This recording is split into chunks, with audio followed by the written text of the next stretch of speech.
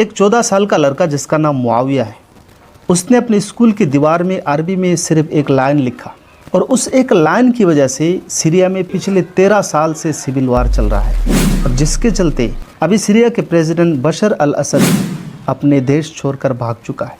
उसको नहीं मालूम था कि उसके सिर्फ एक लाइन लिखने की वजह से ये सारा कुछ हो जाएगा। पहले लोगों को कैद करते थे, इसके बाद कैदियों को फांसी में लटकाकर मार देते थे, फिर लाशों को मशीन में डालकर पीसा जाता था, लाशों को पीस कर पेपर शीट की तरह बनाया जाता था। ये सोचते हुए भी रूह कांप जाता है। इसने हिटलर को भी पीछे कर दिया।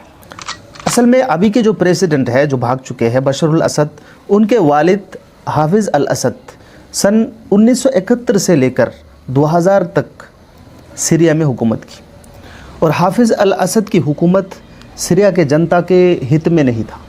वो डिक्टेटरशिप के एतबार से अपना हुकूमत चलाते थे और वो जालिम किस्म के इंसान था और इनकी हुकूमत में सीरिया के हालात बद से बदतर होता गया। देश बिल्कुल खंडर में तब्दील हो गई, वहाँ की इकोनॉमी गिर गई और लोगों के जो है हालात और परिस्थितियाँ बहुत ही ख़राब हो गई। और इसके बाद जब उसका इंतकाल हुआ 2000 में, तो उनके बेटे बशर अल असद वहाँ के प्रेसिडेंट बने। तो लोगों की उम्मीद थी कि ये शायद कुछ नया बदलाव लाएंगे देश के लिए, देश को बेहतरी की तरफ ले जाएगा। लेकिन उसके बाप से ज़्यादा डिक्टेटर ये निकला, इसने और ज़्यादा जुल्म और अत्याचार को बढ़ा दिया।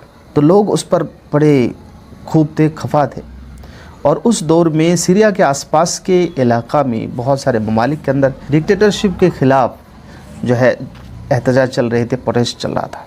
तो इसको भी डर था कि कहीं उसके मुल्क के अंदर भी ये हालात पैदा ना हो जाए। उसने अपने पूरी सिस्टम को पूरी तरीके से अलर्ट कर दिया कि कहीं भी किसी तरीके से जो है अगर कोई देहदोशी या विद्रोही मिलता है तो उसको पकड़ लो। तो ऐसे दौर में 14 साल के एक लड़का मुआविया जो अपने स्कूल के दीवार पर एक अरबी में लिखा था, इस लाइन को लिखने के बाद जो है इस लाइन को लेकर विवाद शुरू हो गया।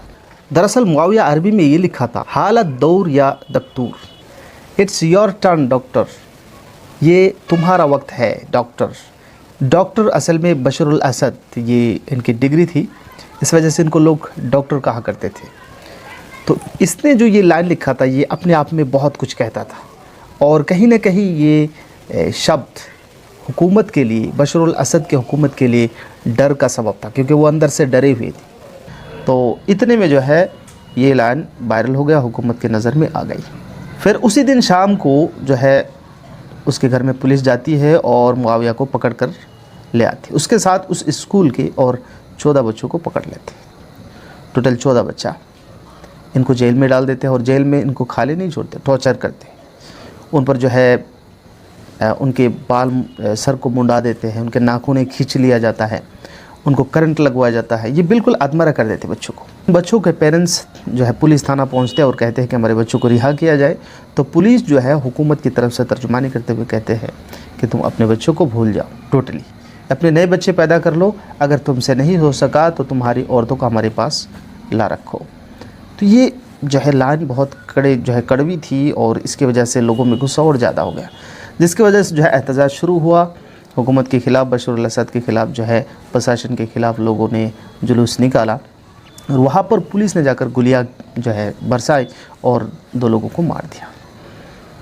और इसके चलते आहिस्ता आहिस्ता अगले जुमा की नमाज़ पढ़ा लोगों ने, फिर एहतजाज किया, वहाँ पर भी पुलिस ने अत्याचार किया और लोग मर गए।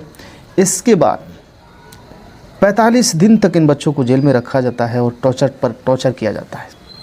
आखिरकार प्रेशर में आकर ये इन 14 बच्चों को रिहा किया जाता है, लेकिन रिहा करने के बाद हालात और बिगड़ जाती है। इसके कारण है कि इन बच्चों की हालात देखकर जब ये बच्चे जेल से निकले तो अपने पेरेंट्स के साथ मिलने के लिए पैदल नहीं चल सके थे, वो बिल्कुल अधमरा थे, बिल्कुल छोटे छोटे बच्चे। तो इस हालत के बाद वहाँ की जो है जनता और उत्तेजित हो गए और ज़्यादा प्रोटेस्ट करने लगे उसके खिलाफ। आहिस्ता आहिस्ता बाहर के जो ताकतें हैं, सिया सुन्नी की जो हालात है या दूसरे और पॉलिटिकल सिचुएशन, वो भी इसमें जो है अपने मौका लेने लगे। इस तरीके से जो है कई ग्रुप में ये सिविल वार शुरू हुआ और लोग जो है मरते रहे। हुकूमत उस पर जुल्म अत्याचार करता रहा प्रोटेस्ट को रोकने के लिए।